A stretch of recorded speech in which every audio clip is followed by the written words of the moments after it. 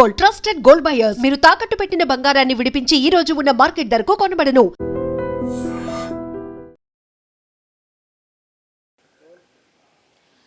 రైతు భరోసా ఇప్పుడు మరోసారి ఒక చర్చ అయితే స్టార్ట్ అయింది. రైతు భరోసా మరి ఈసారైనా సీజన్ కంటే ముందు ఇవ్వబోతున్నారా?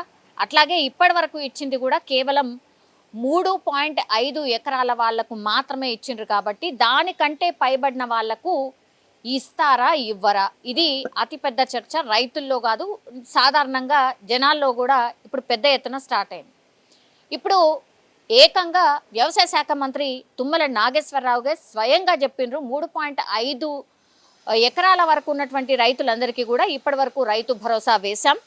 4,000 చొప్పున ఎకరానికి 4,000 చొప్పున ఇప్పటి వరకు వేశాం. కేవలం ఇప్పటి వరకు మేము ఇచ్చింది 3.5 ఎకరాల వాళ్ళ రైతులకు మాత్రమే ఇచ్చాం. ఇప్పుడు దానికి పైబడిన వాళ్ళు అంటే 4 ఎకరాలు 5 ఎకరాలు ఇట్లా వాళ్ళకి ఇవ్వబోతున్నాం. వీటన్నిటిని కూడా ఒక 10 రోజుల్లోనే వీళ్ళ అకౌంట్లోకి డబ్బులు రాబోతున్నాయి అని చెప్పకనే చెప్పిండ్రు. అయితే ఇప్పుడు తుమ్మల నాగేశ్వరరావు చెప్పింది ఏంటి అని అంటే 3.5 ఎకరాల వరకు ఇచ్చామంటే ఖచ్చితంగా నెక్స్ట్ ఇప్పుడు రాబోయే సీజన్కి, వానాకాల సీజన్కి కూడా ఇవ్వబోతున్నట్టుగా ఆయన స్పష్టం చేసిండ్రు.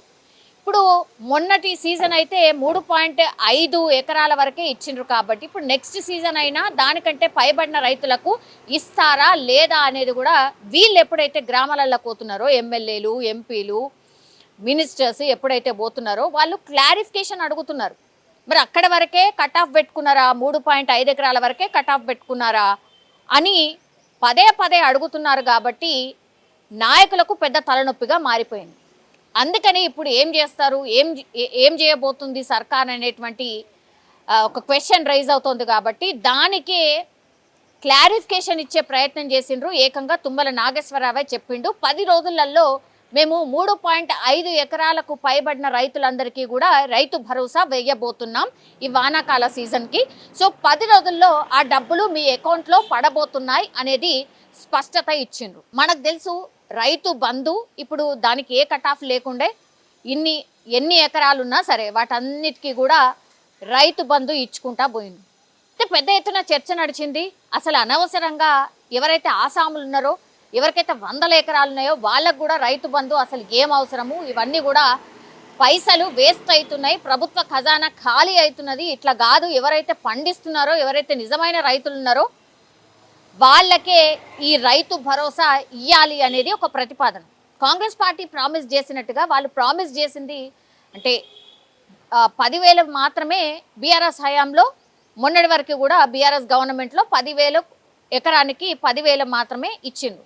ఈసారి నుంచి దాన్ని 12,000కు పెంచడం జరిగింది. యాక్చువల్లీ వాళ్ళు ప్రామిస్ చేసింది 15,000, కానీ మేము ఇవ్వలేము, మాకు బడ్జెట్ సరిపోతలేవు, పైసలు లేవు, ఖజానా ఖాళీ ఉన్నది కాబట్టి అర్థం చేసుకోండి, మేము 12,000 ఇస్తాము అని చెప్పిండు. సరే అనుకున్నారు. సో ఇక చర్చ నెక్స్ట్ ఎటు మూవ్ అయింది అంటే మరి కట్ ఆఫ్ ఏం పెట్టుకున్నారు, ఎన్ని ఎకరాలకు ఇస్తారు అనేది కూడా పెద్ద ఎత్తున చర్చ నడిచింది. దానికి మాత్రం ఎవరి దగ్గర ఆన్సర్ లేకుండా ఎవరు కూడా చెప్పే ప్రయత్నం చేయలేదు. ఇస్తాం అన్నారు కానీ ఎన్ని ఎకరాలు ఏంది అనేది కూడా ఒక కట్ ఆఫ్ అయితే చెప్పలేదు. కట్ ఆఫ్ ఇప్పుడు చెప్పకుండానే ఇప్పుడు నెక్స్ట్ ఇప్పుడు ఈ సీజన్లో పడేటటువంటి వానాకాలంలో పడే ఈ డబ్బులు ఏవైతే ఉన్నాయో ఎన్ని ఎకరాల వరకు వేస్తారో ఇంకా అక్కడి వరకే స్టాప్ చేయబోతున్నారు అనేది కూడా ఇప్పుడు ఒక చర్చ స్టార్ట్ అయింది.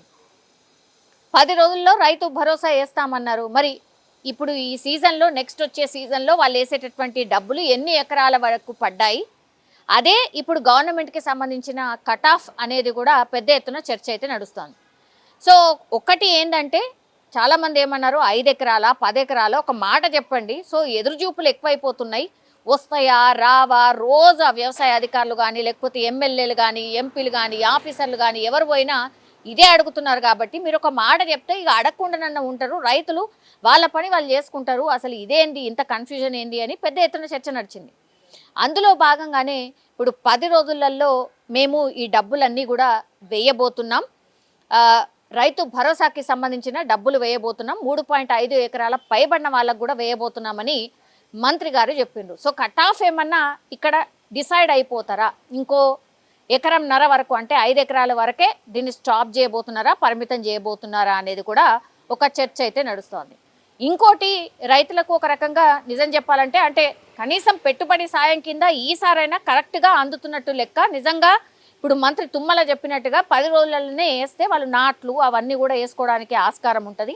వెంటనే డబ్బులు రిలీజ్ చేస్తే కరెక్ట్గా అక్కడికి వస్తాయి ఆ పైసలు అనేది కూడా రైతులు చెప్తున్నటువంటి మాట.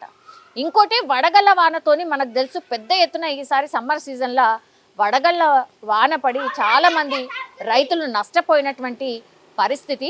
సో దానికి సంబంధించిన ఇన్ఫర్మేషన్ పూర్తిగా తీసుకున్నారు. అంటే మార్చ్ ఏప్రిల్లో చాలామంది రైతుల పంటలు తడిసిపోయినాయి. అట్లాగే ఈ మామిడి రైతులు నష్టపోయినరు, వరికి సంబంధించిన రైతులు నష్టపోయినరు, ఇట్లా చాలామంది రైతులు నష్టపోయినరు. కాబట్టి వాళ్లకు పరిహారం ఇవ్వాలి అనేది కూడా పెద్ద ఎత్తున చర్చ నడిచింది. సో పూర్తిగా గ్రౌండ్ లెవెల్లో ఎవరెవరైతే నష్టపోయినరో ఎంతమంది ఉన్నారో ఆ లిస్ట్ అంతా కూడా ప్రిపేర్ చేసిన తర్వాత ఒక నివేదిక సర్కార్కి అందింది. అందులో భాగంగానే 51 కోట్ల రూపాయలని కూడా ప్రభుత్వం ఈరోజు రిలీజ్ చేసింది. వెంటనే ఎవరైతే పంట నష్టం జరిగిందో వాళ్ళందరి అకౌంట్లో కూడా ఆ రైతులకు కూడా డబ్బులు పడబోతున్నాయి అనేది కూడా ఇంకో శుభవార్త చెప్పినటువంటి పరిస్థితి. అయితే ఇది ఏ మంత్ వరకు, మరి ఈ నివేదిక ఎప్పటి వరకు అంటే మేలో, అంటే మనం ఉన్నటువంటి మే మంత్లో కూడా చాలా పెద్ద ఎత్తున వర్షాలు పడ్డాయి. చాలామంది పాపం ఎవరైతే ఈ వరి అమ్మాలనుకున్నారో వాళ్ళు మార్కెట్ యార్డ్లో పోసినప్పుడు పూర్తిగా భారీ వర్షాలు పడి పూర్తిగా కొట్టుకుపోయినటువంటి పరిస్థితి.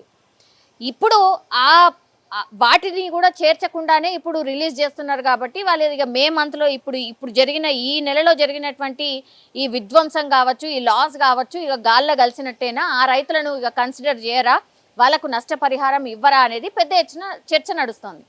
దానికి సంబంధించి కూడా తుమ్మల నాగేశ్వరరావు ఒక క్లారిటీ ఇచ్చిండ్రు. లేదు, ఇది మార్చ్ అండ్ ఏప్రిల్ మంత్ వరకే ఈ రైతులు ఎవరైతే పెద్ద ఎత్తున పంట నష్టపోయినరో వాళ్ళకి మేము ఒక లిస్ట్ తయారు చేసి వాళ్లకు అకౌంట్లోకి డబ్బులు వేయబోతున్నామని ఒకటి చెప్పిండ్రు. దానికి 51 కోట్లు మంజూరైనాయి. సో రైతులు మీ అకౌంట్ని చెక్ చేసుకోండి అని చెప్పిండ్రు. ఇప్పుడు ఈ నెలలో పంట నష్టం ఏదైతే జరిగిందో అది జూన్లో పూర్తి స్థాయిలో సేకరించి జూన్లో వాళ్ళకు కూడా మేము డబ్బులు ఇవ్వబోతున్నామని స్పష్టంగా చెప్పినటువంటి పరిస్థితి కనిపిస్తుంది. ఒకటి శుభవార్త ఏంటంటే రైతు భరోసాకి సంబంధించి క్లారిటీ ఇచ్చిండ్రు. అట్లాగే ఈ పెద్ద ఎత్తున వడగళ్ళ వానబడి ఎవరికైతే పంటల్లో నష్టపోయినరో ఆ రైతులకు కూడా భరోసా ఇస్తూ వాళ్ళకు కూడా నష్టపరిహారం చెల్లించబోతున్నామనేది ఇంకో శుభవార్త చెప్పినట్టు అయింది. నిజంగా ప్రస్తుతం ఉన్నటువంటి సమాజం దేనికి ప్రయారిటీ ఇస్తుంది? ఆర్థిక సంబంధాల చుట్టూ మాత్రమే తిరుగుతుంది. మళ్ళీ ఎన్నికలంగానే చాలా విరక్తి కలుగుతున్నాం. మంచి అనిపిస్తుంది కదా, లేడీస్ కూడా ఛాలెంజింగ్ జాబ్స్ చేసినప్పుడు చాలా బాగుంటది. ట్రాఫిక్ అసిస్టెంట్స్ గా నియమించిన ట్రాన్స్జెండర్స్ అందరితో సాల్యూట్ చేయించుకుంటున్నారు. ఫుడ్ డెలివరీ ఇవ్వటానికి వెళ్ళినటువంటి డెలివరీ బాయ్ అనిల్ పై కళ్ళ ముందు